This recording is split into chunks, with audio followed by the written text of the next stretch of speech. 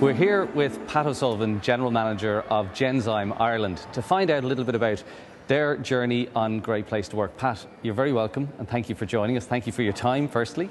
Could you tell us a little bit about Genzyme Ireland? Sure. Genzyme is a biotechnology company based out of Boston, but the Waterford operation here was set up in 2001. It's focused primarily on manufacturing products for rare diseases, as well as products for people on kidney dialysis. We've approximately 550 people employed in Genzyme today. That's grown significantly over the last 11 years since our startup in 2001. We were just 3 people joined the company at that stage. And can you tell me, why did you actually get involved in Great Place to Work, this whole process in the first place? For me personally, as a leader of the organisation, it's very important that I have the trust of the organisation that I'm leading. That's how I get my confidence as a leader, and it's very important to make sure that that's something that I can count upon as I continue to lead the business and look to actually grow the business going forward. Can you talk to me a little bit about how important culture is here in Genzyme, and how have you managed to develop the culture that you want? I suppose as a leader in the organisation, my opportunity is to try and create the environment where that culture comes to life. Culture is not something that you can actually write down. It's something that you can feel and touch and feel and experience as you walk through an organisation. So for me then, it's actually making sure that the importance of the direct relationship between any team member and their team leader, and making sure that's in place, making sure that there's openness of communication, and that there's transparency of key decisions that are being made. All of those are actually elements of culture that are actually brought to life every day. Other examples I would see in terms of culture is making sure that employees have the opportunity to grow and develop as a person, and to create value for themselves, but also the value of the company as well. So values are very important. How do you make sure that those values are instilled in people in the organisation? I think you actually, you try to the best of your ability as a leader to model those in your behaviour every day. By doing that, you're actually showing a leadership style and an approach that you hope that others will follow. So the words I use, the actions I take, the behaviours I exhibit every day in my interactions within the site, my efforts are actually to instill the values in the organisation. And by instilling those values, then I'm hoping, and I can see, that people follow those behaviours that I exhibit, and ultimately the values that we create. And if managers don't actually, live those behaviours on a daily basis, is that a red line issue for them? Yeah, first of all, I think it's very important that these values are very transparent to everybody, and they're ultimately like the rules of the game that we all play against. And when people actually are caught offside against those rules, for example, to use that analogy, then you actually kind of coach them and you help them. Because ultimately what you want to create is an environment where everybody can be successful. And therefore, the role then at that stage, when you do see that experience where people are not conforming with the values, you pull them aside, you have a discussion with them. And that's the role of leaders in the organisation, to help people in that capacity. I think it's very important that the senior leadership of any organisation is very aligned in terms of actually the values that we want to create within an organisation. So at the very beginning, the leadership team would have gotten together and actually helped design these set of values with the rest of the organisation. But as the leadership team changes, which does happen over time as the organisation matures, then it's very important that the baton of those values are transferred from one leadership generation to the next. So when I'm looking at who do I want within my leadership team, technical capability is important, but the number one focus that I have in bringing people onto my team is that they actually share the same set of values that we instill here within the organisation. And Pat, yourself, where did this philosophy and this understanding of trust come from? Where's the foundations of that for you? Well, it's for me, from a personal perspective, I can only give it from a personal perspective. It's one of actually, it's my experiences in the past, my experiences growing up, where relationships are absolutely critical. And very important in relationships is one of trust. So I'm just bringing that manifestation of the importance of building high trust relationships into a much broader organisation based on my own personal experiences in my professional life outside of here in the past, but also in terms of my personal life as well. Relationships are absolutely critical, and creating high trust is a cornerstone of those relationships. One of the things you've done here, which is kind of unique, is that the manager population play a critical role in making this a great place to work. But you've actually said that trust now is a core competency and part of their competency framework. Talk to me a little bit about that.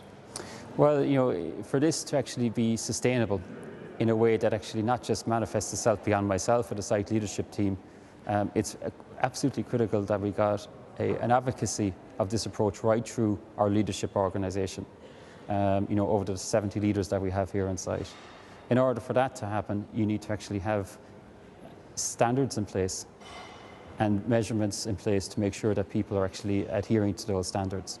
So every leader in this organisation is judged on two things at the end of the year in terms of their performance review.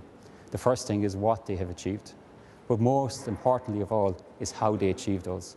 And for me, how they achieve them is actually more important than actually what they achieved, because how they achieve results through the values, through high trust engagement, will actually create sustainable results for the team that they lead and for the organisation that they're part of. What they can achieve can be created on a very short-term basis, but true sustainability can only be achieved by actually how things are done. So Pat, you did a really interesting case study. As part of this, you looked at the high performance teams and you looked at a range of other metrics and you looked at the correlations between those. Tell us a little bit about that, please. We've looked at our data, and what the Great Place to Work data has allowed us to give is actually really understand the areas of our business that actually have high trust, and understanding what's driving that, what's the actual, what do we see that correlates to other indicators within our business. And typically what we see is areas of high trust have the high safety performance, they have the highest quality performance, and also they actually have the lowest absenteeism area. All real meaningful business indicators that you would traditionally look at as key indicators of performance. But for me, I don't think it's a case that safety and quality and absenteeism results of excellence has caused high trust. I believe that high trust has significantly enabled those other three indicators to come to life. So am I right in saying that you look at the managers who maybe haven't created quite as high trust teams and you help them to learn from the managers who have? That's for sure. And one of the things we did last year was invited one of our high trust leaders, team leader, in to speak to the SLT, and just actually in a conversation basis, what do you do? What do you do in terms of your interactions with people? We wanted to learn in terms of what really made that team leader a high trust leader in the eyes of their team. We then take that and we actually look at how can we actually correlate, how can we actually replicate that right across the organisation. So you do that through mentoring, you do that by not just pure mentoring with team leaders, but you also do it by enabling of strong systems and processes as well as actually making sure that the leader is mentored from a coaching perspective. So looking in general at practices that you have here in Genzyme, are there any ones that you're particularly proud of that you feel are unique? I think it's the opportunity as we look to improve our business. We use Lean right across the organisation to help focus on improvements. And we use Lean primarily so that people closest to the areas can actually come up with the ideas that best actually suit the requirement to improve. So that's an example of a practice that I'm really proud of, is the deployment of Lean in order to allow people closest to the area to actually come up with the ideas and implement the ideas to drive improvement into our business. In terms of business benefits, talk to me a little bit about the investment and securing investment from the Sanofi Group and how important being a great place to work has been in that process. We could not have achieved that investment without a high trust organisation within Waterford. That is may not be exactly evident to our external stakeholders, but having high trust in the organisation enables me and other leaders within the site to feel confident about our ability not just to capture a new project or a new investment, but our confidence that we can actually deliver that investment in a way that creates real value for the corporation going forward. So high trust was really the key confidence builder that gave me confidence to go and actually successfully win that business. And what other tangible benefits do you feel that Genzyme has benefited through being part of the Great Place to Work process? I see that our decision making is a lot faster. Decision making is made in the areas that are closest to where the action happens. Management time is freed up because they can think more about, and we can think more about our strategic journey going forward, as opposed to worry about what's happening in a specific area at any one moment in time. So for me, the speed of decision making has just exponentially increased with the levels of trust that we have in the organisation now compared to a number of years ago. Tell me, what other advice would you give to organisations who are thinking of heading out on this journey towards high trust?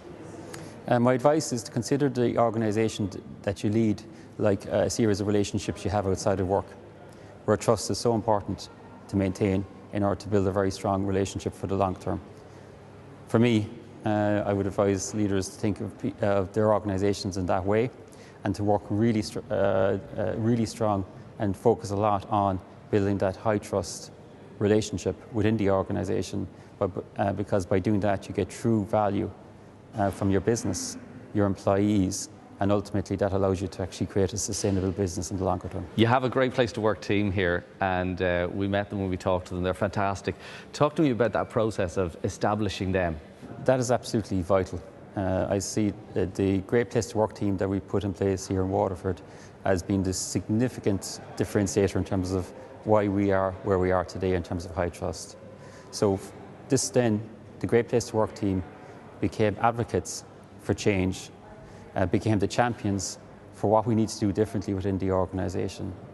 And for me then, when proposals were coming through from that Great Place to Work team, it was an easy endorsement to actually sign up to those, because I trusted the Great Place to Work team that they had the benefits and of the organisation in their minds with every decision and every change that we're looking to bring forward. So, you know, normally we find that leaders get to where they've got to and they like to control everything. Letting a Great Place to Work team take over the people piece, is that not scary for you? Not at all, because I trust the people. I trust each one of those that they have the best interest of the organisation at heart when they're actually looking to make change happen. My job is to create the environment where they can actually accelerate that change in a way that creates value to employees and to the business. That's always happens when I see that high trust organisation in action. Pat, that is absolutely fantastic. Thank you very much for the insights and your time in inviting us here to Genzyme today. We really appreciate it.